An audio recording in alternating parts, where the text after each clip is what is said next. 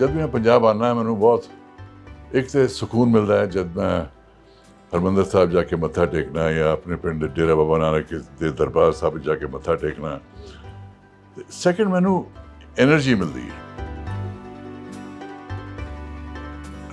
मेरी दादी ने मैनू पंजाबी सिखाई सी, बचपन तो उन्हों की आदत सी, उन्होंने साइट की प्रॉब्लम सी, तो रोज़ मैंने बुला कर कहती सी कि पुत्र इत्थे आ बह जा, दसी मैंने दुनिया च की होया। अच्छा। अखबारां लिया तो मैंने समझा कि दुनिया च की हो रहा। एवें उन्होंने मैनू पंजाबी सिखाई। ਅੱਜ ਤੋਂ 12 ਸਾਲ ਪਹਿਲਾਂ ਤੁਸੀਂ ਯਾਰਾ ਉਹ ਦਿਲਦਾਰਾ ਪੰਜਾਬੀ ਫਿਲਮ 'ਚ ਵੀ ਨਜ਼ਰ ਆਏ ਸੀਗੇ, ਪਰ ਤੁਹਾਡਾ ਜੋ ਕਰੀਅਰ ਹੈ ਉਹ 5 ਦਹਾਕਿਆਂ ਦਾ ਕਰੀਅਰ ਆ, ਕਿ ਛੋਟੀ ਗੱਲ ਨਹੀਂ ਹੁੰਦੀ। नहीं, मेरा करियर असल ज़्यादातर इटली च रहा। बहुत कम लोग जानते हैं कि मेरा जिहड़ा 40% काम है प्रोफेशनल वो इटली च रहा। ਇਹਨਾਂ ਵੱਲ ਭਾਵੇਂ ਇਹਨਾਂ ਦੀ ਫੋਟੋ ਵੇਖ ਲਓ, ਤੁਹਾਨੂੰ ਐਗਜ਼ੈਕਟਲੀ ਇਹ ਹੋ ਗਏ ਧਰਮਿੰਦਰ ਜੀ ਹੋ ਗਏ ਜਿਹੜੇ ਦੋ ਕਿਰਦਾਰ ਮੇਰੇ ਦਿਮਾਗ 'ਚ ਮਤਲਬ ਰਾਈਟ ਅਵੇ ਆਉਂਦੇ ਨੇ। ਸਿਰਫ ਇਹਨਾਂ ਦੇ ਇੱਕ ਨਾਮ ਲੈਣ ਨਾਲ ਪਤਾ ਲੱਗ ਜੂਗਾ ਵੀ ਪੰਜਾਬੀ ਕਿਸੇ ਇਨਸਾਨ ਵਿੱਚ ਜਾਂ ਪੰਜਾਬੀ ਆਪਣੀ ਸਰਜ਼ਮੀਨ 'ਤੇ ਕਿੰਨਾ ਸਟਰੋਂਗ ਪੋਟੈਂਸ਼ੀਅਲ ਹੈ ਵੀ ਤੁਸੀਂ ਚਾਹੋ ਤੇ ਤੁਸੀਂ ਕੀ ਕੁਛ ਕਰ ਸਕਦੇ ਹੋ। एक नर्वसनेस हमेशा होती है। फर्क ये है कि ਜਿਹੜੇ ਐਮੇਚਰਸ ਨੇ ਉਹ ਘਬਰਾ ਜਾਂਦੇ ਨੇ ਨਰਵਸਨੈਸ, ਜਿਹੜੇ ਪ੍ਰੋਫੈਸ਼ਨਲਸ ਨੇ ਉਹ ਸਿੱਖ ਜਾਂਦੇ ਨੇ ਇਸ ਨਰਵਸਨੈਸ ਨੂੰ ਕਿਵੇਂ ਟਰਾਂਸਫਾਰਮ ਕਰਕੇ ਇੱਕ એનર્ਜੀ ਬਣਾਉਣਾ। ਤੁਸੀਂ ਫਿਲਮ ਦੇ ਲੇਖਕ ਵੀ ਹੋ, ਤੁਸੀਂ ਸਕਰੀਨ ਪਲੇ ਵੀ ਕੀਤਾ, ਤੁਸੀਂ ਡਾਇਲੌਗ ਵੀ ਕੀਤੇ ਨੇਗੇ, ਤੁਸੀਂ ਅਦਾਕਾਰੀ ਵੀ ਕੀਤੀ ਹੈ ਐਂਡ ਪ੍ਰੋਡਕਸ਼ਨ ਵੀ ਕੀਤੀ। ਮੈਨੂੰ ਸ਼ਰਮ ਆਉਣ ਲੱਗ ਜਾਂਦੀ ਇਹਨੇ ਤੁਸੀਂ ਨਾਂ ਲੈਣੇ ਹੋ। ਪਰਮਾਤਮਾ ਨੂੰ ਇਹੀ ਮਨਜ਼ੂਰ ਸੀਗਾ ਵੀ ਮੈਂ ਬੰਬੂ ਘਾਟ ਵਿੱਚ ਆਵਾਂ, ਮੇਰੇ ਪੈਰ ਜੰਮ ਜਾਣ। ਫਿਰ ਵੇਖ ਬਰਾਤਾਂ ਚੱਲੀਆਂ ਆਈਆਂ, ਉਹਦੇ 'ਚ ਹੋਰ ਮਤਲਬ ਇੱਕ ਕਹਿੰਦੇ ਤੁਹਾਡਾ ਬੇਸ ਸਟਰੋਂਗ ਹੋ ਗਿਆ ਜੀ। ਉਸ ਤੋਂ ਬਾਅਦ ਫਿਰ ਮੈਂ ਹੋਰ 5 ਫਿਲਮਾਂ ਦਾ ਵਿੱਚ ਮੈਂ ਹਿੱਸੇਦਾਰ ਰਿਹਾ ਜੀ। ਮੈਂ ਮਤਲਬ ਉਹ ਮੇਰੀ ਝੋਲੀ ਪਈਆਂ ਨੇ। Ajkal, if you take real life examples, Alia Bhatt, she's recently became a mother. She's looking fabulous in Rocky and Rani. Ajkal, Kareena ma'am, exactly. Everybody, I think, in their real lives, they are mothers, but then when you look at them, audience ਜਦੋਂ ਉਹੋ ਜਿਹਾ loss feel ਕਰ ਲੈਂਦੀ ਆ, ਉਹ ਫਿਰ ਚਾਹੁੰਦੀ ਆ ਵੀ ਜਿਹੜਾ ਮੇਰਾ ਹੀਰੋ ਹੈ ਨਾ ਯਾਰ, ਇਹ ਵਿੱਚ ਦੀ ਲੰਘ ਜੇ ਯਾਰ ਬਸ, ਜਿਹੜੇ ਵੀ ਜ਼ਿੰਮੇਵਾਰ ਨੇ। ਮਤਲਬ ਉਹ ਅਸੀਂ ਇੱਕ ਜਰਨੀ ਜੀ ਵਿਖਾਉਣ ਦੀ ਕੋਸ਼ਿਸ਼ ਕੀਤੀ ਆ, ਨਾਟ ਕੀਪਿੰਗ ਇਨ ਮਾਈਂਡ ਵੀ ਕੀ ਸੇਫ ਹੈ ਤੇ ਕੀ ਨਹੀਂ। ਉਹ ਵੀ ਐਂਡ ਜੋ ਗੱਲਾਂ ਹੁਣ ਅਸੀਂ ਦੋ ਡਿਸਕਸ ਕੀਤੀਆਂ ਇਹਨਾਂ ਦੀ ਹੰਬਲਨੈਸ ਦੀਆਂ, ਉਹ ਸੱਚੀ ਬਹੁਤ ਹੈਰਾਨ ਕਰਦੀਆਂ ਨੇ ਕਿ ਇੱਕ ਐਡਾ ਵੱਡਾ ਐਕਟਰ ਬਿਲਕੁਲ ਬਿਲਕੁਲ ਉਹਦਾ ਕਿਸੇ ਨਵੇਂ ਐਕਟਰ ਦੇ ਨਾਲ ਕੰਮ ਕਰਨ ਦੀ ਖੁਆਇਸ਼ ਹੋ ਸਕਦੀ ਹੈ। ਮੈਨੂੰ ਐ ਪਿੱਠ ਤੇ ਹੌਲੀ ਜਿਹੀ ਕਰਕੇ ਕਹਿੰਦੇ ਵੀ ਜਾ ਵੀ ਹੁਣ ਟੈਨਸ਼ਨ ਫਰੀ ਹੋ ਕੇ ਜਾ, ਜੋ ਕਰਨਾ ਕਰ, we do not worry about the financial aspect of it. ਜਦੋਂ ਅਸੀਂ ਉਮੀਦ ਜੋ ਕੀਤੀ ਸੀ ਉਹਦੇ ਤੋਂ ਬਹੁਤ ਜ਼ਿਆਦਾ ਸਾਨੂੰ ਪਰਮਾਤਮਾ ਨੇ ਦਿੱਤਾ। ਲੇਕਿਨ ਮੈਨੂੰ ਲੱਗਦਾ ਹੈ ਕਿ ਜਿਨ੍ਹਾਂ ਨੂੰ ਗਦਰ ਚੰਗੀ ਲੱਗੀ ਹੈ ਉਹਨਾਂ ਨੂੰ ਇਹ ਪਿਕਚਰ ਜ਼ਰੂਰ ਚੰਗੀ ਲੱਗੇਗੀ। ਇਹ ਵੀ ਫੈਮਿਲੀ ਡਰਾਮਾ ਹੈ, ਇਹਦੇ 'ਚ ਕਮਾਲ ਦਾ ਐਕਸ਼ਨ ਹੈ, ਇਹਦੇ 'ਚ ਵੀ ਡੀਪ ਫੀਲਿੰਗਸ ਹੈਗੇ ਨੇ।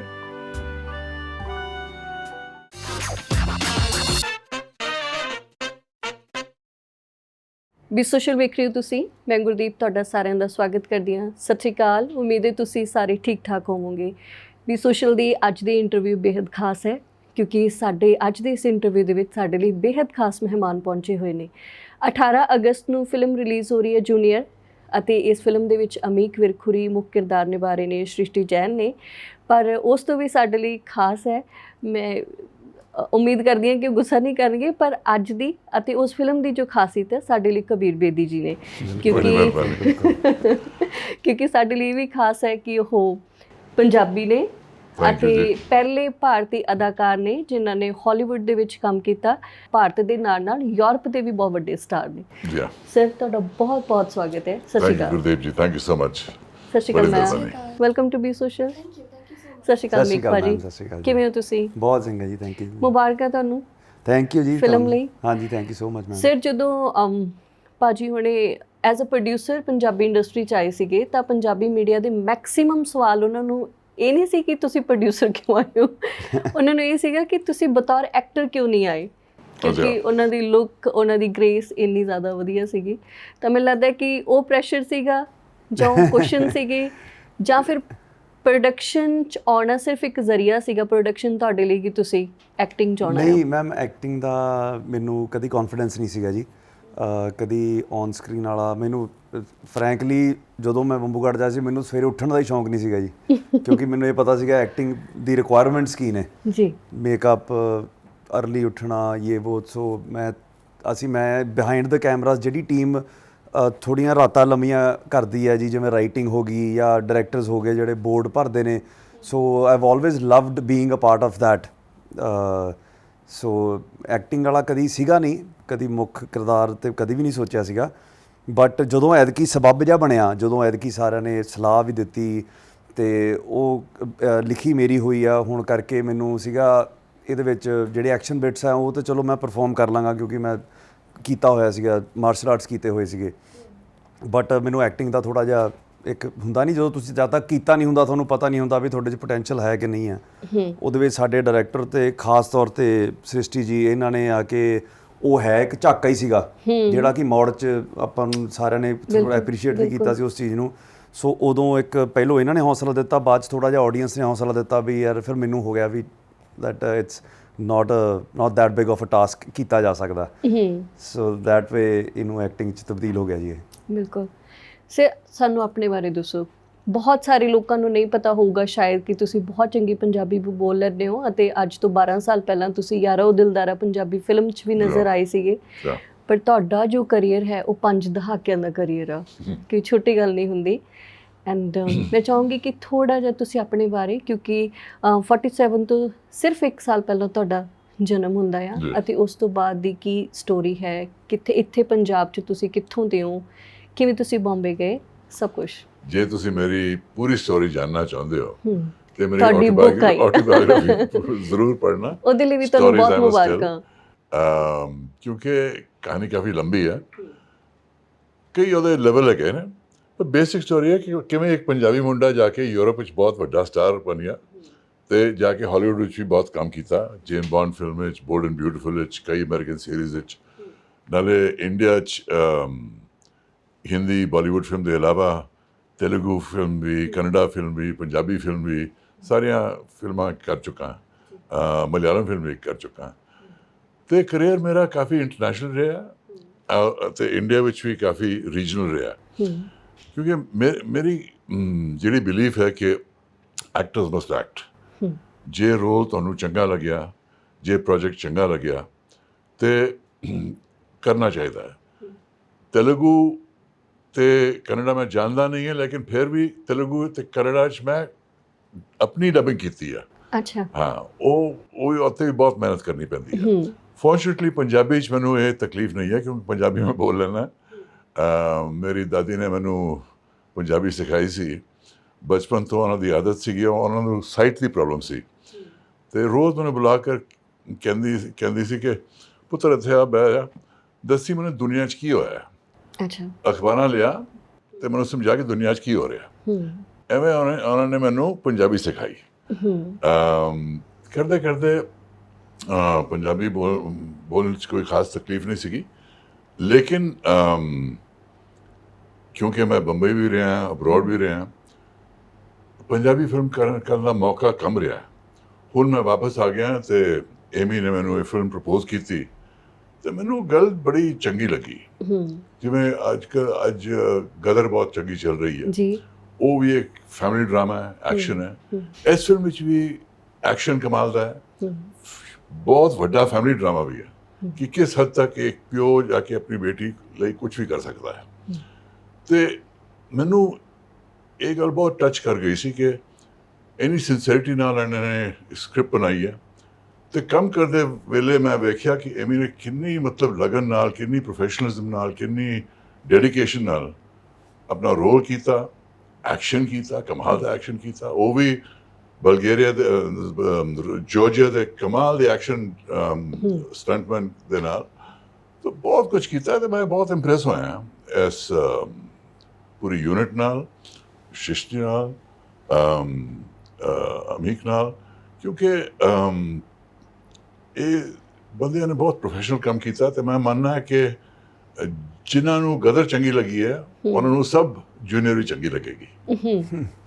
ਪਰ ਇਹ ਬਹੁਤ ਔਖਾ ਹੋ ਜਾਂਦਾ ਹੈ ਕਿ ਤੁਸੀਂ ਪੰਜਾਬ ਤੋਂ ਬਾਹਰ ਰਹਿ ਰਹੇ ਹੋ ਬਹੁਤ ਲੰਮੇ ਸਮੇਂ ਤੋਂ, ਫਿਰ ਤੁਸੀਂ ਪੂਰੀ ਦੁਨੀਆ ਦਾ ਸਿਨੇਮਾ ਤੁਸੀਂ ਘੁੰਮ ਕੇ ਦੇਖਿਆ, ਤੁਸੀਂ ਕੰਮ ਵੀ ਕੀਤਾ, ਪਰ ਬਾਵਜੂਦ ਤੁਸੀਂ ਪੰਜਾਬੀ ਦੇ ਵਿੱਚ ਇੰਨੇ ਜ਼ਿਆਦਾ ਮਾਹਿਰ ਹੋ। ਤੁਹਾਡੀ ਜ਼ੁਬਾਨ ਬਹੁਤ ਸਾਫ਼ ਹੈ, ਬਹੁਤ ਜ਼ੁਬਾਨ ਸਾਫ਼ ਹੈ, ਪਰ ਜਿਸ ਹਿਸਾਬ ਨਾਲ ਤੁਸੀਂ ਇੰਨੇ ਸਾਲਾਂ ਤੋਂ ਹਾਂ ਨਹੀਂ, ਮੇਰਾ ਕਰੀਅਰ ਅਸਲ 'ਚ ਜ਼ਿਆਦਾਤਰ ਇਟਲੀ 'ਚ ਰਿਹਾ।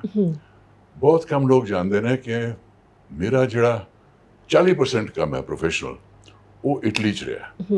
ਲੋਕ ਮੇਰਾ ਅਮਰੀਕਨ ਕੰਮ ਜਾਣਦੇ ਨੇ ਕਿਉਂਕਿ ਉਹਨਾਂ ਦੀ ਸੀਰੀਜ਼ ਵੀ ਇੱਥੇ ਵੇਖਦੀਆਂ ਨੇ, ਪਿਕਚਰਾਂ ਵੀ ਇੱਥੇ ਵੇਖਦੀਆਂ ਨੇ। ਇਟਾਲੀਅਨ ਸੀਰੀਜ਼ ਇਟਾਲੀਅਨ 'ਚ ਰਹਿੰਦੀ ਆ ਕਿਉਂਕਿ ਸਾਰੀ ਇਟਾਲੀਅਨ 'ਚ ਕੀਤੀਆਂ ਮੈਂ। ਤੋ ਉਹ ਕਮੀ ਹੁਣ ਉਹ ਕਮੀ ਜਿਹੜੀ ਆ ਉਹ ਪੂਰੀ ਕਰਨੀ ਹੈ। ਇਟਾਲੀਅਨ ਸੀਰੀਜ਼ ਨੂੰ ਡਬ ਕਰਾ ਕੇ ਇੱਥੇ ਵੀ ਵਿਖਾਣਾ ਹੈ। ਪਰ ਸਫ਼ਰ ਕਾਫੀ ਲੰਬਾ ਰਿਹਾ। ਨਾਲੇ ਮੇਰੇ ਰਿਲੇਸ਼ਨਸ਼ਿਪਸ ਰਹੇ ਨੇ ਜੀ, ਮੇਰੇ ਐਡਵੈਂਚਰਸ ਰਹੇ ਨੇ ਅਬਰੋਡ, ਲੋਕਾਂ ਨਾਲ, ਫਿਲਮ ਸਿਚੁਏਸ਼ਨਸ ਨਾਲ, ਵੱਡੀ ਫਿਲਮ ਪਰਸਨੈਲਿਟੀਆਂ ਨਾਲ। ਜਿਵੇਂ ਉਮਰ ਸ਼ਰੀਫ ਮੇਰੇ ਬਹੁਤ ਖਾਸ ਦੋਸਤ ਬਣੇ ਸੀ, 3 ਪਿਕਚਰਾਂ ਅਸੀਂ ਸਾਥ ਨਾਲ ਕੀਤੀਆਂ ਨੇ। ਤੇ ਉਮਰ ਸ਼ਰੀਫ ਮੇਰਾ ਇੱਕ ਰੋਲ ਮਾਡਲ ਹੁੰਦਾ ਸੀ। He was the first sort of actor from the East to go to America and become a big star. And I used to admire him like a role model. So when I got the opportunity to work with him, वो बहुत चंगा यार बन गया मेरा। And बड़ी चंगी memories है उमर शरीफ दे नाल, Timothy Dalton दे नाल, Rutger Hauer नाल, Peter Ustinov नाल, कई बड़े एक्टर। तो इटली के बड़े एक्टर नाल मैं सीरीज भी बनाई है जी। तो मैं चाहना कि लोग ही मेरी इटालियन सीरीज भी देख लैन, फिर उन्होंने पूरे ट्रैवल ते करियर दे नक्शे दा पूरी समझ आएगी। एंड ਤੁਹਾਡੀ ਬੁੱਕ ਨੂੰ ਕਿਦਾਂ ਦਾ ਰਿਸਪੌਂਸ ਰਿਹਾ, ਤੁਹਾਡੀ ਆਟੋਬਾਇਓਗ੍ਰਾਫੀ ਨੂੰ? बहुत अच्छा रहा, बेस्टसेलर बनी। Yes, Amazon most popular book award जीती है बायोग्राफी दी। Venice film festival Italian edition जी आई है, वो book of the year award जीती है उत्थे Venice film festival. Spanish edition भी आई है, हिंदी एडिशन भी आई है, मराठी एडिशन भी आई है। उम्मीद है कि उन पंजाबी एडिशन भी आए, आनी चाहिए क्योंकि मैं समझदा कि जे अज दे नौजवान समझ जान कि मैं की कीता है तो मैनू बहुत सैटिस्फैक्शन देगी कि पंजाबी नई जनरेशन जान जाए कि मैं की कीता है। ਇੱਥੇ ਤੇ ਅਬਰੋਡ ਇੰਗਲਿਸ਼ ਵਿੱਚ ਵੀ ਪੜ੍ਹ ਸਕਦੇ ਨੇ ਜੀ, ਹਿੰਦੀ ਵਿੱਚ ਵੀ ਪੜ੍ਹ ਸਕਦੇ ਨੇ, ਤੇ ਉਮੀਦ ਹੈ ਪੰਜਾਬੀ ਵਰਸ਼ਨ ਵੀ ਆਏ, ਕੋਈ ਪੰਜਾਬੀ ਪਬਲਿਸ਼ਰ ਚੰਗਾ ਮਿਲ ਜਾਏ ਮੈਨੂੰ। ਬਿਲਕੁਲ, ਆਮ ਸ਼ੋਰ ਮਿਲ ਜਾਣਗੇ, ਆਈ ਹੋਪ ਸੋ। ਪੰਜਾਬੀਆਂ 'ਚ ਮੈਮ ਪੰਜਾਬੀ ਤੇ ਪੰਜਾਬੀਅਤ 'ਚ ਤੇ ਪੰਜਾਬੀ ਲੋਕਾਂ 'ਚ ਕਿੰਨਾ ਕੁ ਪੋਟੈਂਸ਼ੀਅਲ ਹੈ ਸਰ ਨੂੰ ਸਿਰਫ ਇੱਕ ਚੀਜ਼ ਨਾਲ ਡਿਫਾਈਨ ਕਰ ਸਕਦੇ ਹੋ ਤੁਸੀਂ ਵੀ ਜਿਵੇਂ ਇਹਨਾਂ ਨੇ ਕਿਹਾ ਨਾ ਵੀ ਇਹਨਾਂ ਦੀ ਬੁੱਕ 'ਚ ਹੈ ਜਾਂ ਕੁਛ ਹੈ, ਮੈਨੂੰ ਲੱਗਦਾ ਵੀ ਇਟਾਲੀਅਨ ਕੰਮ ਜੇ ਆਪਾਂ ਇੱਕ ਵਾਰ ਨਾਂ ਵੀ ਕੰਸੀਡਰ ਕਰੀਏ ਤੇ ਵੈਸੇ ਹੀ ਇਹਨਾਂ ਦਾ ਨਾਂ ਲੈ ਦਿਓ, ਇਹਨਾਂ ਵੱਲ ਭਾਵੇਂ ਇਹਨਾਂ ਦੀ ਫੋਟੋ ਵੇਖ ਲਓ, ਤੁਹਾਨੂੰ ਐਗਜ਼ੈਕਟਲੀ ਇਹ ਹੋ ਗਏ ਧਰਮਿੰਦਰ ਜੀ ਹੋ ਗਏ ਜਿਹੜੇ 2 ਕਿਰਦਾਰ ਮੇਰੇ ਦਿਮਾਗ 'ਚ ਮਤਲਬ ਰਾਈਟ ਅਵੇ ਆਉਂਦੇ ਨੇ। ਸਿਰਫ ਇਹਨਾਂ ਦੇ ਇੱਕ ਨਾਮ ਲੈਣ ਨਾਲ ਪਤਾ ਲੱਗ ਜੂਗਾ ਵੀ ਪੰਜਾਬੀ ਕਿਸੇ ਇਨਸਾਨ ਵਿੱਚ ਜਾਂ ਪੰਜਾਬੀ ਆਪਣੀ ਸਰਜ਼ਮੀਨ ਤੇ ਕਿੰਨਾ ਸਟਰੋਂਗ ਪੋਟੈਂਸ਼ੀਅਲ ਹੈ ਵੀ ਤੁਸੀਂ ਚਾਹੋ ਤੇ ਤੁਸੀਂ ਕੀ ਕੁਛ ਕਰ ਸਕਦੇ ਹੋ। ਬਿਲਕੁਲ। ਐਂਡ ਇਹਨਾਂ ਦੀ ਐਂਟਰੀ ਕਦੋਂ ਹੁੰਦੀ ਆ? ਕਿਉਂਕਿ ਤੁਸੀਂ ਫਿਲਮ ਦੇ ਲੇਖਕ ਵੀ ਹੋ, ਤੁਸੀਂ ਸਕਰੀਨ ਪਲੇ ਵੀ ਕੀਤਾ, ਤੁਸੀਂ ਡਾਇਲੌਗ ਵੀ ਕੀਤੇ ਨੇਗੇ, ਤੁਸੀਂ ਅਦਾਕਾਰੀ ਵੀ ਕੀਤੀ ਹੈ ਐਂਡ ਪ੍ਰੋਡਕਸ਼ਨ ਵੀ ਕੀਤੀ। ਮੈਨੂੰ ਸ਼ਰਮ ਆਉਂਦਾ ਹੈ ਇਹਨੇ ਤੋਂ ਨਾਂ ਲੈਣੀ ਹੋਈ। ਇਹਨਾਂ ਦੀ ਸਭ ਤੋਂ ਇੰਟਰਸਟਿੰਗ ਪਾਰਟ ਸੀਗਾ ਸਰ ਦਾ ਐਂਟਰੀ। ਮੈਂ ਇਹਨਾਂ ਨੂੰ ਇਨਫੈਕਟ ਸਵੇਰੇ ਸੁਣਾ ਰਿਹਾ ਸੀਗਾ, ਮੈਂ ਜਦੋਂ ਫਿਲਮ ਇੰਡਸਟਰੀ 'ਚ ਨਹੀਂ ਆਇਆ ਸੀਗਾ ਨਾ ਜੀ, ਹਾਲਾਂਕਿ ਮੈਂ ਬਹੁਤ ਲੱਕੀ ਹਾਂ, ਮੈਨੂੰ ਪਹਿਲੀ ਫਿਲਮ ਬੰਬੂ ਕਾਟ ਮਿਲੀ ਜੀ ਜਿਹਦਾ ਮੈਨੂੰ ਹਿੱਸਾ ਹੋਣ ਦਾ ਮੌਕਾ ਮਿਲਿਆ। ਬਟ ਉਹਦੇ ਤੋਂ ਪਹਿਲਾਂ ਜਦੋਂ ਮੈਂ ਇੱਕ ਸਿਰਫ ਦਿਮਾਗ 'ਚ ਇੱਕ ਥਾਟ ਹੁੰਦਾ ਵੀ ਯਾਰ ਮੈਂ ਫਿਲਮ ਮੇਕਰ ਹੋਣਾ, ਫਿਲਮ ਬਣਾਉਣਾ ਚਾਹੁੰਦਾ, ਅਤੇ ਕੋਈ ਸਟੋਰੀ ਦਾ, ਸਕ੍ਰਿਪਟ ਦਾ, ਕਿਸੇ ਚੀਜ਼ ਦਾ ਕੋਈ ਆਈਡੀਆ ਨਹੀਂ ਸੀਗਾ। ਅਤੇ ਜਦੋਂ ਮੈਂ ਸਟਾਰਟਿੰਗ 'ਚ ਹੌਲੀ ਹੌਲੀ ਮਿਲਣਾ ਸ਼ੁਰੂ ਕੀਤਾ ਵੀ ਮੈਂ ਮਤਲਬ ਮੈਂ ਫਿਲਮ ਮੇਕਿੰਗ ਦਾ ਹਿੱਸਾ ਹੋਣਾ ਚਾਹੁੰਦਾ, ਮੈਂ ਕਦੀ ਰਾਈਟਰਸ ਨੂੰ ਮਿਲਦਾ ਸੀ, ਕਦੀ ਪ੍ਰੋਡਕਸ਼ਨ ਵਾਲੇ ਨੂੰ ਮਿਲਦਾ ਸੀਗਾ। ਉਹ ਤੋਂ ਵੀ ਕਾਫੀ ਸਾਲ ਪਹਿਲੋਂ ਦਾ ਉਦੋਂ ਉਸ ਪੁਆਇੰਟ ਤੱਕ ਮੇਰੇ ਦਿਮਾਗ 'ਚ ਇੱਕ ਵੈਸੀ ਕਹਾਣੀ ਹੁੰਦੀ ਸੀ। ਇਹ ਸੋਚਿਆ ਨਹੀਂ ਸੀਗਾ ਵੀ ਇਹ ਕਹਾਣੀ ਕਦੀ ਬਣੂਗੀ, ਜਾਂ ਥਾਟ ਨਹੀਂ ਕਹਿੰਦੇ ਕੱਚਾ, ਜਾਂ ਇੱਕ ਬੀ ਹੁੰਦਾ ਸੀਗਾ। ਅਤੇ ਮੈਂ ਉਦੋਂ ਸੋਚਦਾ ਸੀਗਾ ਯਾਰ ਇੱਕ ਫਾਦਰ ਡਾਟਰ ਦੀ ਗੱਲ ਹੋਵੇ ਪਰ ਵਿਲਨ ਕਬੀਰ ਬੇਦੀ ਹੋਣ ਉਹਦੇ 'ਚ। ਇਹ ਗੱਲ ਪਤਾ ਹੀ ਨਹੀਂ ਕਿੰਨੇ ਸਾਲਾਂ ਤੋਂ ਮੇਰੇ ਦਿਮਾਗ 'ਚ ਸੀਗੀ। ਅਤੇ ਯਕੀਨ ਮੰਨਿਓ ਮੈਮ ਉਹ ਜੂਨੀਅਰ ਹੈ, ਮਤਲਬ ਉਹ ਉਦੋਂ ਨਹੀਂ ਬਣੀ। ਮੈਂ ਗਲੈਡ ਹਾਂ ਵੀ ਇਹ ਚੀਜ਼ ਉਦੋਂ ਨਹੀਂ ਬਣੀ ਕਿਉਂਕਿ ਸ਼ਾਇਦ ਪਰਮਾਤਮਾ ਨੂੰ ਇਹੀ ਮਨਜ਼ੂਰ ਸੀਗਾ ਵੀ ਮੈਂ ਬੰਬੂ ਘਾਟ ਵਿੱਚ ਆਵਾਂ, ਮੇਰੇ ਪੈਰ ਜੰਮ ਜਾਣ। ਫਿਰ ਵੇਖ ਬਰਾਤਾਂ ਚੱਲੀਆਂ ਆਈਆਂ, ਉਹਦੇ 'ਚ ਹੋਰ ਮਤਲਬ ਇੱਕ ਕਹਿੰਦੇ ਤੁਹਾਡਾ ਬੇਸ ਸਟਰੋਂਗ ਹੋ ਗਿਆ ਜੀ। ਉਸ ਤੋਂ ਬਾਅਦ ਫਿਰ ਮੈਂ ਹੋਰ 5 ਫਿਲਮਾਂ ਦਾ ਵਿੱਚ ਮੈਂ ਹਿੱਸੇਦਾਰ ਰਿਹਾ ਜੀ। ਮੈਂ ਮਤਲਬ ਉਹ ਮੇਰੀ ਝੋਲੀ ਪਈਆਂ ਨੇ। ਆਈ ਥਿੰਕ ਵੀ ਉਹ ਕਈ ਅਪਸ ਐਂਡ ਡਾਊਨਸ ਆਏ ਨੇ, ਕਈ ਚੀਜ਼ਾਂ ਸਿੱਖੀਆਂ ਨੇ, ਕਈ ਚੀਜ਼ਾਂ ਮਿਲੀਆਂ ਨੇ, ਤੇ ਉਹ ਇੱਕ ਜਰਨੀ ਤੈਅ ਕਰਕੇ ਇੱਕ ਸ਼ੋ ਸਟਾਪਰ ਵਾਂਗੂ ਮਤਲਬ ਜੂਨੀਅਰ ਮਤਲਬ ਆਈ ਵਾਸ ਰੈਡੀ ਟੂ ਮੇਕ ਜੂਨੀਅਰ। ਆ ਸਾਰਾ ਕੁਝ ਸਿੱਖ ਕੇ ਸਮਝ ਕੇ, ਤਾਂ ਕਿ ਇਹਦੇ ਵਿੱਚ ਮੈਂ ਆਪਣੀ ਸਾਰੀ ਐਕਸਪੀਰੀਐਂਸਿਸ ਵਗੈਰਾ ਸਭ ਆਈ ਕੁਡ ਪਲੇਸ। ਤੇ ਥੈਂਕਫੁਲੀ ਸਾਡਾ ਉਦੋਂ ਤੱਕ ਕੁਝ ਪੋਰਟਫੋਲੀਓ ਬਣ ਗਿਆ ਸੀਗਾ। ਕਬੀਰ ਸਰ ਕੋਲ ਜਦੋਂ ਫਿਲਮ ਗਈ ਉਦੋਂ ਇਹਨਾਂ ਨੂੰ ਵੀ, ਸਾਨੂੰ ਇਹਨਾਂ ਦੇ ਜਿਹੜੇ ਮੈਨੇਜਰ ਸੀਗੇ ਉਹਨੂੰ ਦੱਸਣ ਨੂੰ ਵੀ ਹੋ ਗਿਆ ਸੀਗਾ ਵੀ ਇਹ ਆਹ ਲੋਕ ਨੇ, ਹੈ ਨਾ ਜੀ। ਫਿਰ ਸ੍ਰਿਸ਼ਟੀ ਜੀ ਨੂੰ ਜਦੋਂ ਦੱਸਿਆ ਸੀਗਾ, ਸਾਨੂੰ ਉਦੋਂ ਡਰ ਲੱਗਦਾ ਸੀਗਾ ਵੀ ਦੋਨਾਂ ਦਾ ਹੀ ਵੀ ਯਾਰ ਬਹੁਤ ਮਤਲਬ ਵੱਡੇ ਆਰਟਿਸਟ ਨੇ ਜਾਂ ਕੁਛ ਆ, ਵੀ ਅੱਗੋਂ ਮੰਨਣਗੇ, ਕਿਉਂਕਿ ਮੈਂ ਨਵਾਂ ਚਿਹਰਾ ਸੀਗਾ। ਤੇ ਬਟ ਥੈਂਕਫੁਲੀ ਮਤਲਬ ਇਹਨਾਂ ਨੇ ਮੌਕਾ ਦਿੱਤਾ ਸਾਨੂੰ, ਤੇ ਆਹੀ ਜਿਹੜੀ ਨਿਊਨੈਸ ਹੈ, ਫਰੈਸ਼ਨੈਸ ਹੈ ਸਾਨੂੰ ਸਕਰੀਨ ਤੇ ਜਿਹੜੀ ਐਪਰੀਸ਼ੀਏਟ ਹੋ ਰਹੀ ਹੈ, ਉਹ ਇਟਸ ਆਲ ਬਿਕੋਜ਼ ਇੱਕ ਫਰੈਸ਼ ਯੂਨੀਵਰਸ ਲੱਗ ਰਿਹਾ ਜੀ। ਬਿਲਕੁਲ ਰਿਲੇਟੇਬਲ ਨਹੀਂ ਲੱਗ ਰਿਹਾ ਕੁਝ ਵੀ, ਤੇ ਲੋਕੀ ਸਿਰਫ ਉਹ ਚੀਜ਼ਾਂ ਛੱਡ ਕੇ ਸਿਰਫ ਕੰਟੈਂਟ ਨੂੰ ਹੀਰੋ ਸਮਝਦੇ ਨੇ, ਵੀ ਕੰਟੈਂਟ ਹੀ ਹੈ ਜਿਹੜਾ ਵੇਖਣਾ ਚਾਹੀਦਾ। ਸ੍ਰਿਸ਼ਟੀ, ਤੁਹਾਨੂੰ ਇੱਕ ਵਾਰ ਵੀ ਲੱਗਿਆ ਕਿ ਅਮੀਕ ਪਹਿਲਾਂ ਕਿਸੇ ਫਿਲਮ ਦੇ ਵਿੱਚ ਨਹੀਂ ਆਏ ਹੈਗੇ, ਕਿ ਤੁਹਾਨੂੰ ਇਹਨਾਂ ਦੀ ਕੋ ਐਕਟਰ ਪਲੇ ਕਰਨਾ ਚਾਹੀਦਾ ਜਾਂ ਨਹੀਂ ਕਰਨਾ ਚਾਹੀਦਾ?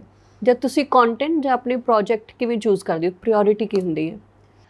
Content as an actor I think सबसे ज़्यादा जो मैं जिस चीज़ पे फोकस रहता है वो है कि स्क्रिप्ट कैसी है, स्टोरी लाइन क्या है, और उसमें मेरा एज एन एक्टर क्या योगदान है, मैं क्या उसमें ऐड कर सकती हूँ, परफॉर्मेंस मेरी कितनी है। एंड जब मेरे पास ब्रीफ आया था पहली बार, वो इमीडिएट क्लिक था, अब ये मुझे करना है।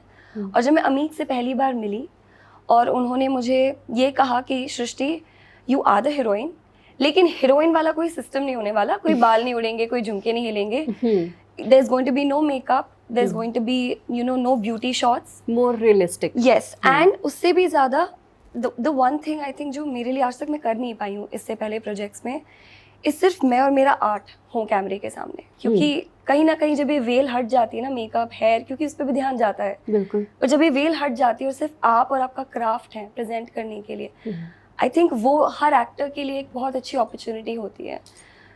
तो और मैंने ऑनेस्टली इनका जब I saw the kind of work that he is done, एक सेकंड के लिए भी डाउट नहीं था कि you know, and once I met him I was extremely sure that इससे बेटर डेब्यू और इससे बेटर टीम मिल ही नहीं सकती थी।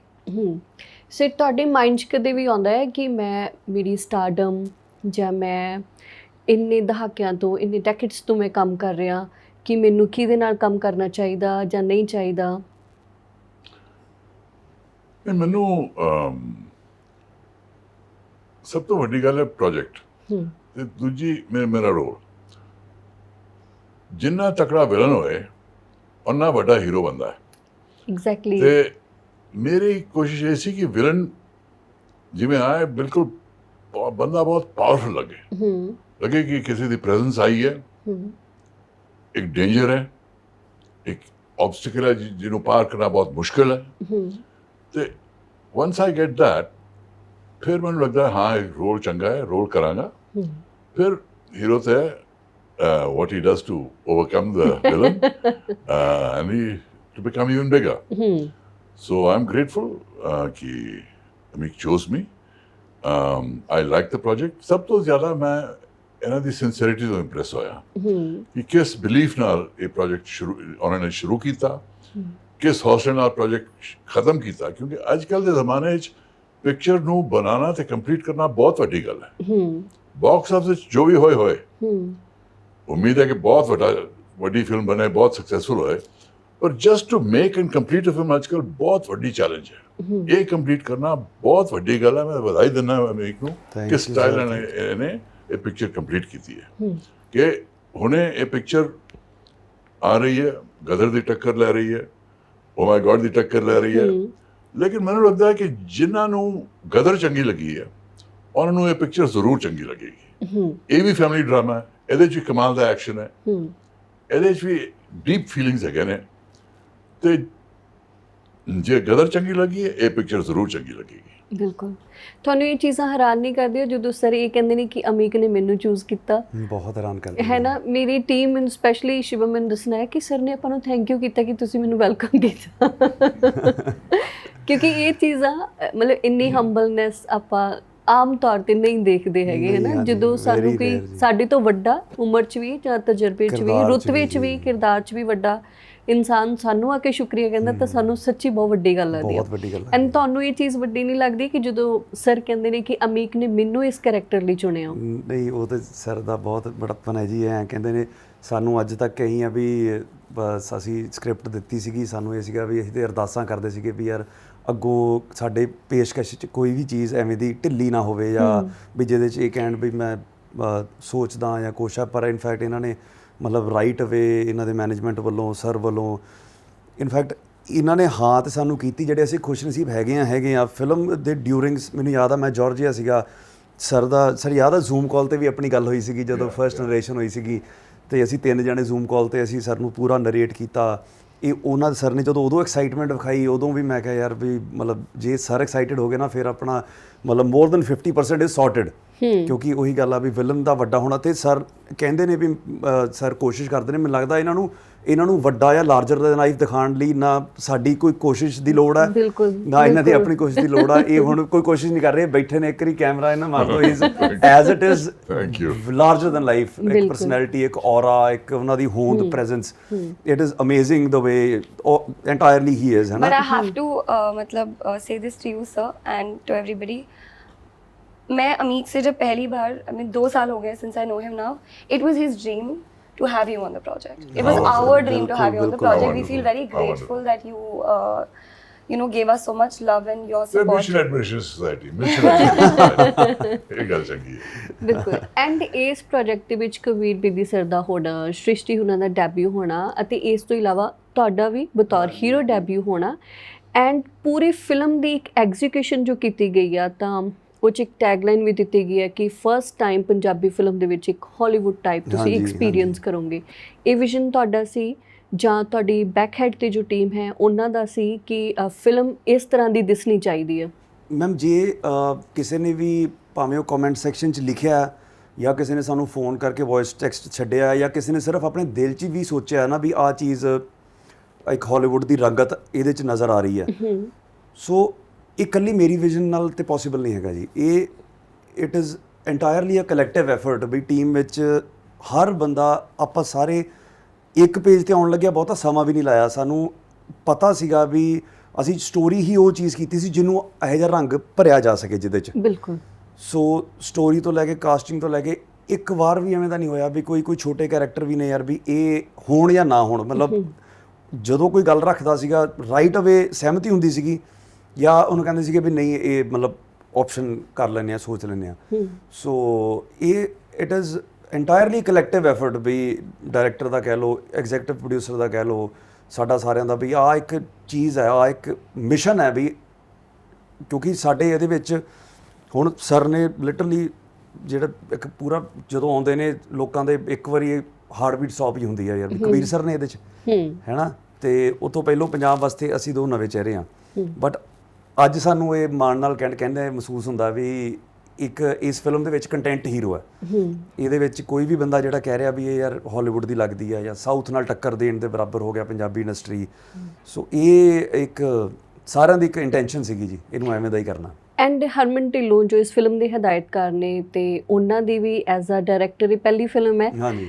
ਤੇ ਇੰਨਾ ਵੱਡਾ ਪ੍ਰੋਜੈਕਟ, ਵੱਡੀ ਸਟਾਰ ਕਾਸਟ, ਮੈਕਸਿਮਮ ਮੈਨੂੰ ਲੱਗਦਾ ਕਿ ਸਾਰੀ ਦੀ ਸਾਰੀ ਫਿਲਮ ਜਿਹੜੀ ਸ਼ਾਇਦ ਮੈਨੂੰ ਲੱਗਦਾ ਇੰਡੀਆ ਤੋਂ ਬਾਹਰ ਹੀ ਸ਼ੂਟ ਹੋਈ ਹੈ। ਕਾਫੀ ਜ਼ਿਆਦਾ ਇੰਡੀਆ ਤੋਂ ਬਾਹਰ ਹੈ ਜੀ। ਤੇ ਟੈਕਨੀਸ਼ੀਅਨਸ ਜਿਹੜੇ ਨੇ ਉਹ ਸਾਊਥ ਤੋਂ ਆ ਰਹੇ ਨੇ ਐਂਡ ਉੱਥੇ ਇੱਕ ਨਵਾਂ ਡਾਇਰੈਕਟਰ ਲੈ ਕੇ ਜਾਣਾ ਜਾਂ ਫਿਰ ਉਹਨਾਂ ਨੂੰ ਪੂਰਾ ਪ੍ਰੋਜੈਕਟ ਜਾਂ ਪੂਰੇ ਪ੍ਰੋਜੈਕਟ ਦੀ ਕਮਾਂਡ ਉਹਨਾਂ ਦੇ ਹੱਥ 'ਚ ਦੇਣੀ ਹੈ ਨਾ, ਇਹ ਡਿਸੀਜਨ ਤੁਸੀਂ ਕਿਉਂ ਲਿਆ? ਮੈਮ ਅਸੀਂ ਨਾ ਤੋਂ ਡਾਇਰੈਕਟਰਸ ਨੂੰ ਮਿਲਦੇ ਹੁੰਦੇ ਸੀਗੇ ਜਦੋਂ ਇੱਕ ਆ ਥਾਟ ਸੀਗਾ ਵੀ ਇਹ ਇਹੋ ਜਿਹਾ ਕੋਈ ਥਾਟ ਬਣਾਉਣਾ ਹੈ।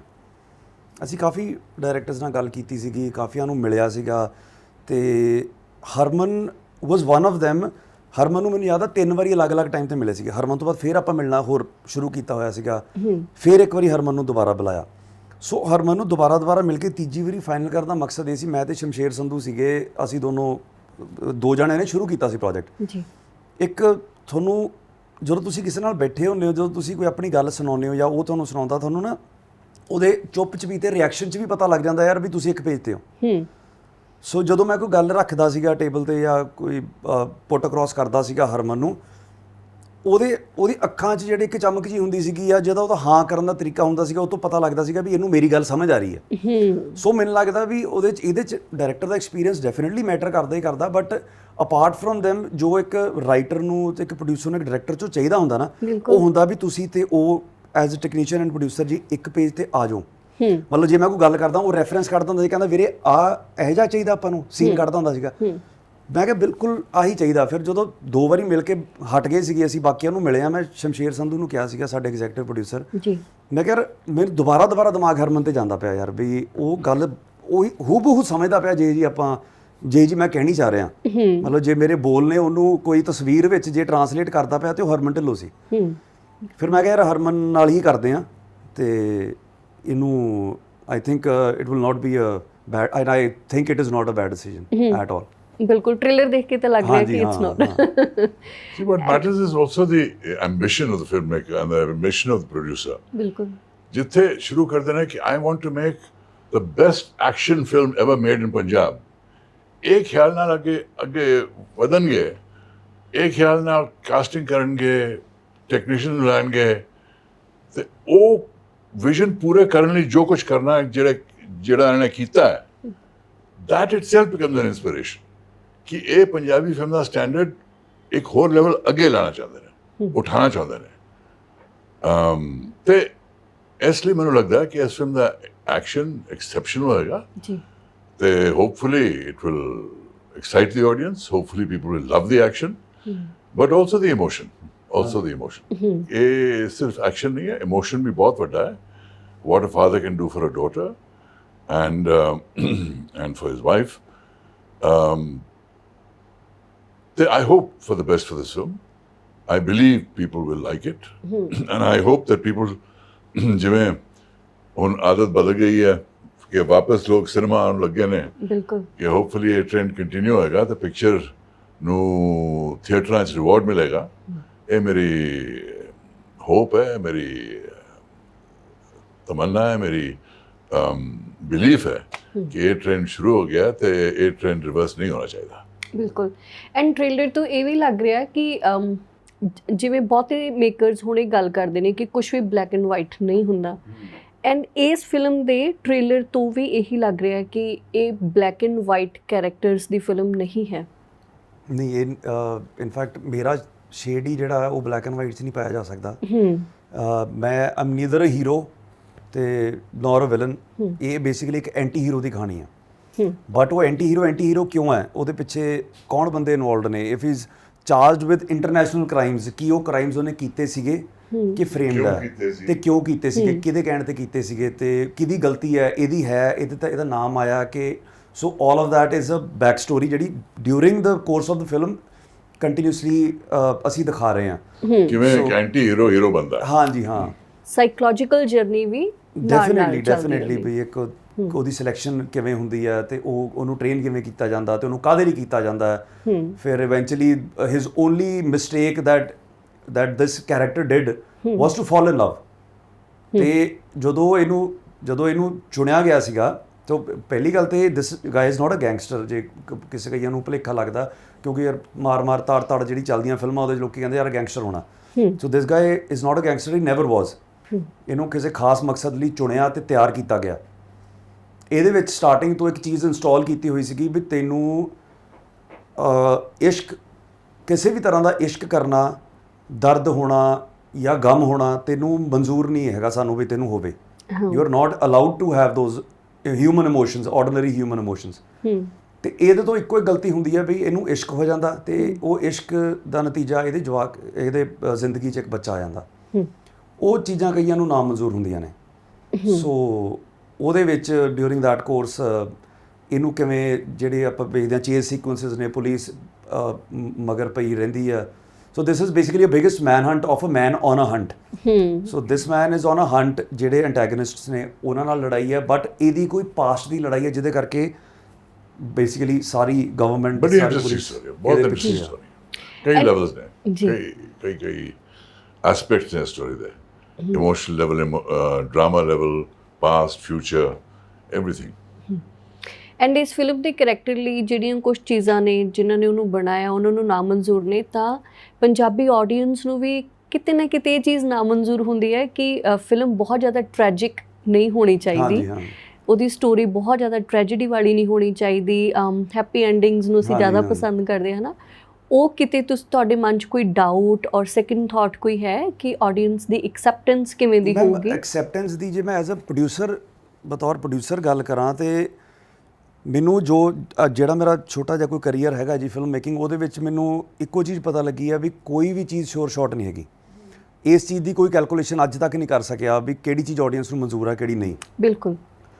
ਸੋ ਅਸੀਂ ਮਿਕਸ ਵੀ ਬੜਾ ਕੁਝ ਕਰਕੇ ਵੇਖ ਲਿਆ ਜੀ। ਅਸੀਂ ਮਤਲਬ ਬੇਸਿਕਲੀ ਜਦੋਂ ਕੁਕਿੰਗ ਕਰਦੇ ਹੋ ਤੁਸੀਂ, ਕਈ ਵਾਰੀ ਪਹਿਲੀ ਵਾਰ ਲੂਣ ਜ਼ਿਆਦਾ ਪੈ ਜਾਂਦਾ, ਫਿਰ ਕਈ ਵਾਰੀ ਧਨੀਆ ਜ਼ਿਆਦਾ ਪੈ ਗਿਆ ਜੀ, ਕਈ ਵਾਰੀ ਅਦਰਕ ਜ਼ਿਆਦਾ ਪੈ ਗਿਆ ਜੀ। ਸਾਨੂੰ ਇਹ ਤੋਂ ਇਹ ਪਤਾ ਲੱਗਾ ਵੀ ਕਈ ਵਾਰੀ ਇੱਕ ਡਿਸ਼ ਵਿੱਚ ਸਿਰਫ ਇੱਕੋ ਫਲੇਵਰ ਪ੍ਰੋਪਰ ਤਰੀਕੇ ਨਾਲ ਪਾਇਆ ਗਿਆ ਹੋਵੇ ਨਾ, ਬਿਲਕੁਲ, that makes a perfect dish. ਬਿਲਕੁਲ। ਸੋ ਮੈਨੂੰ ਇਹ ਸੀ ਕਿ ਜੇ ਇਮੋਸ਼ਨ ਜਿਹੜਾ ਇੱਕ ਫੈਮਿਲੀ ਇਮੋਸ਼ਨ ਹੈ ਜਾਂ ਇੱਕ ਜਿਹੜਾ ਲਾਸ ਆਫ ਅ ਫੈਮਿਲੀ ਦਾ ਫੈਮਿਲੀ ਮੈਂਬਰ ਦਾ ਇਮੋਸ਼ਨ ਹੈ, ਮੈਨੂੰ ਇਹ ਸੀ ਕਿ ਵੀ ਉਸ ਚੀਜ਼ ਨੂੰ ਇੱਕ ਸੇਫਟੀ ਜਾਂ ਇੱਕ ਕੁਸ਼ਨ ਕਰਨ ਦੀ ਲੋੜ ਨਹੀਂ ਹੈਗੀ ਵੀ ਆਹ ਆਡੀਅנס ਨੂੰ ਠੀਕ ਲੱਗ ਸਕਦਾ, ਆਹ ਜ਼ਿਆਦਾ ਲੱਗ ਸਕਦਾ, ਘੱਟ ਲੱਗ ਸਕਦਾ। ਉਹ ਇਮੋਸ਼ਨ ਨੂੰ ਆਪਣੇ ਲੈਵਲ ਤੇ 100% ਨਿਭਾ ਦਿਓ ਵੀ let them feel that loss। once they feel that loss, that bigger loss, ਉਸ ਤੋਂ ਬਾਅਦ they will want the hero ਕਿ ਬਈ ਯਾਰ ਜਿਹੜੇ ਜ਼ਿੰਮੇਵਾਰ ਨੇ ਨਾ, ਜਿਵੇਂ ਸ੍ਰਿਸ਼ਟੀ ਜੀ ਦਾ ਡਾਇਲੌਗ ਹੈ, ਜਿਹੜੇ ਵੀ ਜ਼ਿੰਮੇਵਾਰ ਨੇ ਵੀ ਉਹਨਾਂ ਨੂੰ ਸਿਰਫ ਖਤਮ ਨਹੀਂ ਕਰਨਾ, ਪਹਿਲੋਂ ਉਹਨਾਂ ਦਾ ਨੁਕਸਾਨ ਕਰਨਾ, ਪਹਿਲੋਂ ਉਹਨਾਂ ਨੂੰ ਇਮੋਸ਼ਨਲੀ ਮਾਰਨਾ, ਪਹਿਲੋਂ ਉਹਨਾਂ ਨੂੰ ਸਾਈਕੋਲੋਜੀਕਲੀ ਮਾਰਨਾ, ਡਰ ਪੈਦਾ ਹੋਵੇ ਸਾਰਿਆਂ 'ਚ ਪਹਿਲੋਂ ਤੇਰਾ ਇਹ ਵੀ ਇਹ ਚੀਜ਼ ਦਾ ਵਾਅਦਾ ਕਰਕੇ ਜਾ। ਆਡੀਅנס ਜਦੋਂ ਉਹੋ ਜਿਹਾ ਲਾਸ ਫੀਲ ਕਰ ਲੈਂਦੀ ਆ, ਉਹ ਫਿਰ ਚਾਹੁੰਦੀ ਆ ਵੀ ਜਿਹੜਾ ਮੇਰਾ ਹੀਰੋ ਹੈ ਨਾ ਇਹ ਵਿੱਚ ਦੀ ਲੰਘ ਜੇ ਯਾਰ, ਬਸ ਜਿਹੜੇ ਵੀ ਜ਼ਿੰਮੇਵਾਰ ਨੇ। ਮਤਲਬ ਉਹ ਅਸੀਂ ਇੱਕ ਜਰਨੀ ਜੀ ਵਿਖਾਉਣ ਦੀ ਕੋਸ਼ਿਸ਼ ਕੀਤੀ ਆ, ਨਾਟ ਕੀਪਿੰਗ ਇਨ ਮਾਈਂਡ ਵੀ ਕੀ ਸੇਫ ਹੈ ਤੇ ਕੀ ਨਹੀਂ। ਬਿਲਕੁਲ। ਉਹਦਾ ਰਿਜ਼ਲਟ ਜੋ ਨਿਕਲੇਗਾ, ਅਸੀਂ ਸੇਫਟੀ ਵਾਲੇ ਕੰਮ ਕਰਕੇ ਵੀ ਵੇਖ ਲੈਂਦੇ, ਰਿਜ਼ਲਟ ਨਹੀਂ ਤੁਹਾਡੇ ਹੱਥ 'ਚ ਹੁੰਦਾ। ਸੋ ਅਸੀਂ ਕਿਹਾ ਵੀ ਜਿਹੜਾ ਇੱਕ ਇਮੋਸ਼ਨ ਆ ਉਹਦੇ ਨਾਲ 100% ਵਫਾ ਕਰਦੇ ਹਾਂ, let's see how it comes out. ਬਿਲਕੁਲ, ਇਹ ਵੀ ਹੈ, ਪਰ ਜਰਨਲਿਜ਼ਮ ਇਹ ਵੀ ਕਹਿੰਦੀ ਹੈ ਕਿ ਕੰਟੈਂਟ ਦੇ ਵਿੱਚ ਅਗਰ ਇਮੋਸ਼ਨਲ ਅਪੀਲ ਵੀ ਹੋਵੇ ਤਾਂ ਵੀ ਉਹ ਸਕਸੈਸਫੁਲ ਹੋ ਜਾਂਦਾ ਹੈ। ਐਗਜ਼ੈਕਟਲੀ, ਹਾਂਜੀ। ਹੈ ਨਾ ਸ੍ਰਿਸ਼ਟੀ, ਤੁਹਾਡੀ ਪੰਜਾਬੀ ਬੈਕਗਰਾਉਂਡ ਨਹੀਂ ਹੈ, ਪਰ ਇਸ ਕਰੈਕਟਰ ਦੇ ਲਈ ਤੁਸੀਂ ਆਪਣੇ ਕਰੈਕਟਰ ਨੂੰ ਕਿੱਦਾਂ ਬਿਲਡ ਅਪ ਕੀਤਾ, ਕੀ ਤੁਹਾਡੀਆਂ ਪ੍ਰੈਪਰੇਸ਼ਨ ਸੀਗੀਆਂ, एंड पंजाबी लैंग्वेज के लिए ख़ास तौर पे? लैंग्वेज के लिए तो पूरी टीम को श्रेय जाता है। आई थिंक डे वन से सबने मुझसे सिर्फ पंजाबी में बात की है, ताकि क्योंकि कभी कभी सबकॉन्शियसली भी आपको चीज़ें याद रह जाती हैं। और वो मुझे तब पता चला जब मैं सेट पे गई हूँ एंड मुझे लाइंस मेरी मिली, और समहाउ क्योंकि बैक ऑफ द माइंड में इन सब ने मेरे साथ इतनी बात की हुई थी कि बहुत सारे वर्ड्स वैसे ही इंस्टॉल हो गए थे। ऑब्वियसली एक एक्टर के लिए आई थिंक सबसे इम्पॉर्टेंट, अगर आप कोई चीज़ परफॉर्म कर रहे हो, अगर आपको लाइंस पानी की तरह याद है तो performance comes out to 100% because you're not focused on the lines। तो obviously एक हल्का सा चैलेंज तो था क्योंकि लैंग्वेज नहीं है, और लाइंस याद रखना उस लैंग्वेज में और उसके साथ परफॉर्म, सारे सीन्स जो मैंने किए सब बहुत इंटेंस थे। तो वो एक हल्का सा प्रेशर था कि वो इंटेंसिटी कहीं भी 19-20 ना हो लाइंस की वजह से। तो आई थिंक जी जान लगाया मैंने, आई मेड श्योर कि मेरी स्क्रिप्ट बिल्कुल मुझे अच्छे से याद हो। बाकी फॉर द कैरेक्टर मैं पहली बार एक मदर प्ले कर रही हूँ, मदर कभी प्ले किया नहीं, और पर्सनल डेब्यू एंड ये मुझसे actually a lot of people have asked कि you know did you not think twice before being a mother, playing a mother for it, but the point is ये role इतना खूबसूरत है। जो मेरे character का नाम समायरा है, जो समायरा की जर्नी है वो इतनी खूबसूरत है, एंड एज एन एक्टर इतना स्कोप था इसमें परफॉर्म करने का कि I didn't think twice about being a mother। And look at the little doll Pihu, who wouldn't want to be her mother? She's like the cutest little kid। बिल्कुल। और it's also that unfortunate, एक तो playing a mother, yes, दूसरा that unfortunate tragedy जहाँ पे as an actor to go to the depths of being a mother who loses their child was a huge challenge, because आप normally भी कभी नहीं सोचना चाहते that you'd lose a loved one, but अपने अंदर वो emotion ढूंढ कर उसे perform करना, it obviously goes to Ameek because his writing is so beautiful, and उन्होंने जिस तरीके से मुझे समझाया, explain किया कि this is what I want from the character, and you know the beauty of that particular scene in Nasiba, it's not only the loss of the daughter which is obviously the biggest thing, it's also Samaira and Junior meeting for the first time। वो दोनों सालों बाद एक दूसरे को भी देख रहे हैं और ऐसी सिचुएशन में देख रहे हैं। So when you said ना that the characters are not black and white, they all have undertones। Not only the characters, but I feel every scene in the film has so many undertones, and which is why I think हम obviously when you bring something new, आपको एक second के लिए थोड़ी सी nervousness रहती है, बिल्कुल but I feel like it be such a treat for the audience to watch, क्योंकि along with action which is a USP, Kabir sir which is a USP, उसके साथ साथ एक भी सेकंड के लिए आई नो कि ऑडियंस की नज़र या ध्यान नहीं हटेगा, because there is something to offer every second in the you know film. ਬਿਲਕੁਲ ਐਂਡ ਮੈਨੂੰ ਲੱਗਦਾ ਇਹ ਵੀ ਇੱਕ ਟੈਬੂ ਆ ਕਿ ਐਕਟ੍ਰੈਸ ਆ ਜਿਹੜੀ ਉਹ ਮਦਰ ਨਹੀਂ ਪਲੇ ਕਰ ਸਕਦੀ ਹੈਗੀ ਹੈ ਨਾ, ਐਂਡ ਉਹ ਮੈਨੂੰ ਲੱਗਦਾ ਕਿ ਬ੍ਰੇਕ ਹੋ ਗਿਆ ਪੰਜਾਬੀ ਇੰਡਸਟਰੀ 'ਚ ਵੀ, ਤੇ ਮੈਨੂੰ ਨਹੀਂ ਲੱਗਦਾ ਕਿ ਹੁਣ ਕੋਈ ਵੀ ਕੰਟੈਂਟ ਜਾਂ ਪ੍ਰੋਜੈਕਟ ਚੂਜ਼ ਕਰਨ ਲੱਗੀ ਕੋਈ ਵੀ ਐਕਟ੍ਰੈਸ ਇਸ ਗੱਲ ਨੂੰ ਦੇਖਦੇ ਹੋਣਗੇ ਕਿ ਮੈਂ ਕੀ ਪਲੇ ਕਰਨ ਜਾ ਰਹੀ And आजकल, if you take real life examples, Alia Bhatt, you know, she's recently became a mother. She's looking fabulous in Rocky and Rani. Kareena आजकल Kapoor. एक Kareena ma'am, exactly. Everybody, I think, in their real lives, they are mothers, but then when you look at them, they've taken, they looks amazing. So I think ये वो ख्याल पुराना हो चुका है. बिल्कुल It does not mean that if you're a mother, you need to look a certain way. And that's exactly, again, because I was told I'm going to look like myself only in the film. Which is why I didn't think much about it. ਬਿਲਕੁਲ sir, ਇਹ question ਤੁਹਾਨੂੰ silly ਵੀ ਲੱਗ ਸਕਦਾ ਹੈ, but ਇੰਨੀ ਡੈਕੇਡਸ ਤੋਂ ਬਾਅਦ ਜਦੋਂ ਤੁਸੀਂ ਕੁਝ ਪਰਫਾਰਮ ਕਰਨ ਜਾਂਦੇ ਹੋ ਤੁਹਾਨੂੰ ਵੀ ਨਰਵਸਨੈਸ ਫੀਲ ਹੁੰਦੀ ਹੈ? ਐਵਰ? Always. ਹਮੇਸ਼ਾ? Always. Before going on stage to do a play, या किसी फिल्म की शुरुआत बंदा कुछ शुरू करता है, एक नर्वसनेस हमेशा होती है।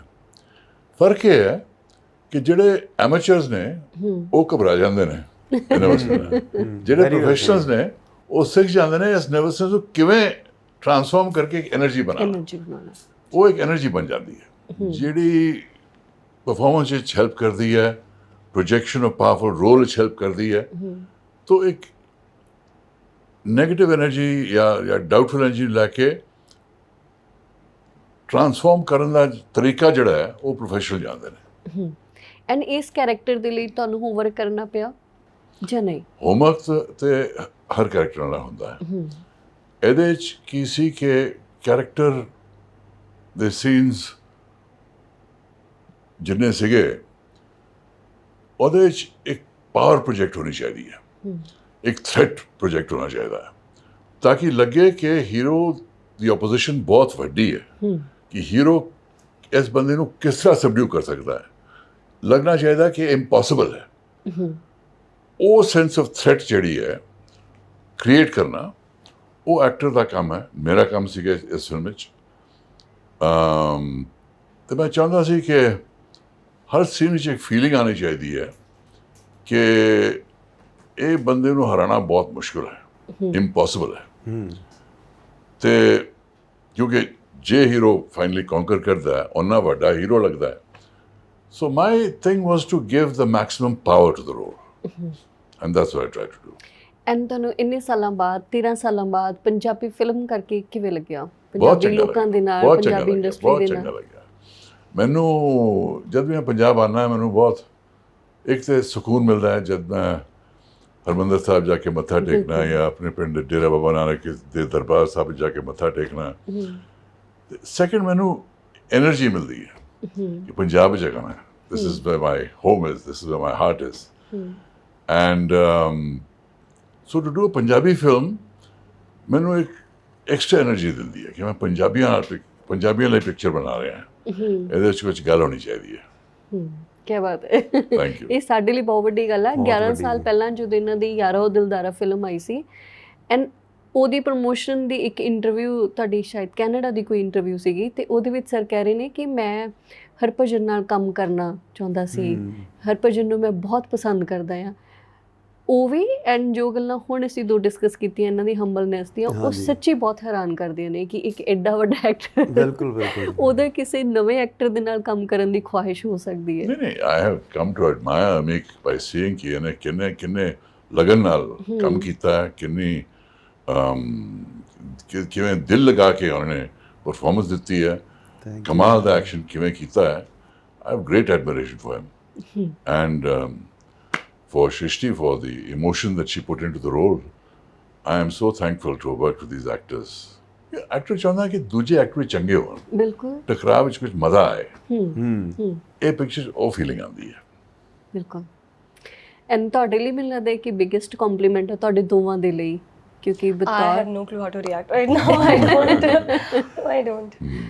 Thank you so much. That was so kind. Not at Thank all, you. not at all. Thank you. Sincerely. ਕਿਉਂਕਿ ਮੌੜ ਦੇ ਵਿੱਚ ਤੁਹਾਡਾ ਕੈਰੈਕਟਰ ਬਹੁਤ ਪਸੰਦ ਕੀਤਾ ਗਿਆ ਐਂਡ ਮੈਨੂੰ ਲੱਗਦਾ ਹੈ ਕਿ ਇਸ ਫਿਲਮ ਇਹ ਉਸ ਤੋਂ ਪਹਿਲਾਂ ਦਾ ਸ਼ੂਟ ਕੀਤਾ ਹੋਇਆ ਇਹ ਹੈ ਜੂਨੀਅਰ ਪਹਿਲੋਂ ਕੀਤੀ ਸੀ ਸ਼ੂਟ ਹੈ ਨਾ ਤੇ ਮੈਨੂੰ ਲੱਗਦਾ ਹੈ ਕਿ ਇਸ ਫਿਲਮ ਦੇ ਵਿੱਚ ਬਿਲਕੁਲ ਹੀ ਅਲੱਗ ਤਰ੍ਹਾਂ ਦਾ ਤੁਹਾਡਾ ਸ਼ੇਡ ਔਰ ਕੈਰੈਕਟਰ ਹੈ ਤੇ ਹੋਪਫੁਲੀ ਕਿ ਆਡੀਅנס ਬਹੁਤ ਪਸੰਦ ਕਰੂਗੀ ਤੁਸੀਂ ਕੁਝ ਕਹਿਣਾ ਚਾਹੁੰਦੇ ਹੋ ਕਿ ਬਹੁਤ ਸਾਰੇ ਵੈਸੇ ਵੀ ਰੋਲ ਤੁਸੀਂ ਬਹੁਤ ਪਲੇ ਕੀਤੇ ਨੇ story writer the screen play writer the dialogue writer producer and actor ਕੁਝ ਕਹਿਣਾ ਚਾਹੁੰਦੇ ਹੋ ਮੈਂ ਸਿਰਫ ਮੈਨੂੰ ਤਾਂ ਐਂ ਲੱਗਦਾ ਵੀ ਜਿੰਨਾ ਧੰਨਵਾਦ ਕਹਿ ਦਿਆਂ ਪਰਮਾਤਮਾ ਦਾ ਸ਼ੁਕਰ ਕਰਦਾ ਉਨਾ ਘੱਟ ਹੈ ਫਾਈਨਲੀ ਮੈਂ ਫਿਰ ਸ਼ੁਕਰੀਆ ਹੀ ਕਹਿਣਾ ਚਾਹੂੰਗਾ ਮੇਰੇ ਅੱਜ ਸਵੇਰੇ ਥੋੜ੍ਹਾ ਜਿਹਾ ਤੁਹਾਨੂੰ ਹੁੰਦਾ ਨਾ ਰਿਲੀਜ਼ ਤੋਂ ਪਹਿਲਾਂ ਜਿਟਰਸ ਹੁੰਦੇ ਨੇ ਜਾਂ ਨਰਵਸਨੈਸ ਕਹਿ ਦਿੱਤਾ ਆਪਾਂ ਨੂੰ ਵੀ ਕਿਉਂਕਿ at the end of the day Friday matters for a film maker for an artist ਹੈ ਨਾ ਜੀ ਬਟ ਮੈਂ ਰੋਜ਼ ਸਵੇਰੇ ਉੱਠਦਾ ਥੋੜ੍ਹਾ ਜਿਹਾ ਜਦੋਂ ਕੋਈ ਫੀਲ ਹੋ ਰਿਹਾ ਹੁੰਦਾ ਮੇਰੇ ਮਦਰ ਤੇ ਫਾਦਰ ਅੱਜ ਬੈਠੇ ਸੀ ਕਹਿੰਦੇ ਤੂੰ ਬਾਕਸ ਆਫਿਸ ਤੇ ਜਿੱਤ ਹਾਰ ਦੀ ਟੈਨਸ਼ਨ ਨਾ ਲੈ ਤੂੰ ਦਿਲ ਜਿੱਤ ਲਏ ਨੇ ਤੂੰ ਬਿਲਕੁਲ ਉਹ ਪਾਸਾ ਛੱਡ ਦੇ ਤੇ ਉਹ ਮੈਨੂੰ ਐ ਪਿੱਠ ਤੇ ਹੌਲੀ ਜਿਹੀ ਕਰਕੇ ਕਹਿੰਦੇ ਵੀ ਜਾ ਵੀ ਹੁਣ ਟੈਨਸ਼ਨ ਫਰੀ ਹੋ ਕੇ ਜਾ ਜੋ ਕਰਨਾ ਕਰ we do not worry about the financial aspect of it ਜਦੋਂ ਅਸੀਂ ਉਮੀਦ ਜੋ ਕੀਤੀ ਸੀ ਉਹਦੇ ਤੋਂ ਬਹੁਤ ਜ਼ਿਆਦਾ ਸਾਨੂੰ ਪਰਮਾਤਮਾ ਨੇ ਦਿੱਤਾ ਧੰਨਵਾਦ ਮੈਂ ਕਬੀਰ ਸਰ ਦਾ to begin with Srishti ji ਦਾ ਵੀ ਇਹ ਜੇ ਮਤਲਬ ਮੈਂ ਜਿੰਨਾ ਲੱਕੀ ਆਪਣੇ ਆਪ ਨੂੰ ਕਹਾਂ ਉਹਨਾਂ ਘੱਟ ਹੈ ਵੀ ਜੋ ਸੋਚਿਆ ਸੀਗਾ ਜੋ ਮਾਈਂਡ 'ਚ ਸਰ ਦਾ ਸੀਗਾ ਬਹੁਤ ਸਾਲਾਂ ਤੋਂ 10 ਸਾਲ ਤੋਂ ਉੱਪਰ ਹੋ ਗਏ ਵੀ ਉਹ ਮੇਰਾ ਸੁਪਨਾ ਪੂਰਾ ਹੋਇਆ ਮੈਨੂੰ ਇਹ ਵੀ ਨਹੀਂ ਸੀ ਪਤਾ ਉਦੋਂ ਵੀ ਮੈਂ ਵਿੱਚ ਆਉਣਾ ਮੈਂ ਇੱਕ ਸਟੋਰੀ ਸਿਰਫ ਕਬੀਰ ਸਰ ਨੂੰ villain as a film maker ਹੋਣਾ ਚਾਹੁੰਦਾ ਸੀਗਾ ਬਟ ਮੈਂ ਸਰ ਦੇ ਸਾਹਮਣੇ ਖੜਾ ਤੇ ਉਹ ਔਨ ਸਕਰੀਨ ਤੇ ਜਿਨ੍ਹਾਂ ਨੂੰ ਵੇਖਦੇ ਆਪਾਂ ਵੱਡੇ ਹੋਏ ਆ ਬਿਲਕੁਲ so that is a dream come true Srishti being a part of it is a dream come true ਇਹ ਟ੍ਰੇਲਰ ਨੂੰ ਟੀਜ਼ਰ ਨੂੰ ਇੰਨਾ ਪਿਆਰ ਮਿਲਣਾ is a dream come true so ਇੰਨੀਆਂ ਡ੍ਰੀਮਸ ਜੇ ਟਰੂ ਹੋਈਆਂ ਨੇ ਤੇ ਮੈਂ ਸਿਰਫ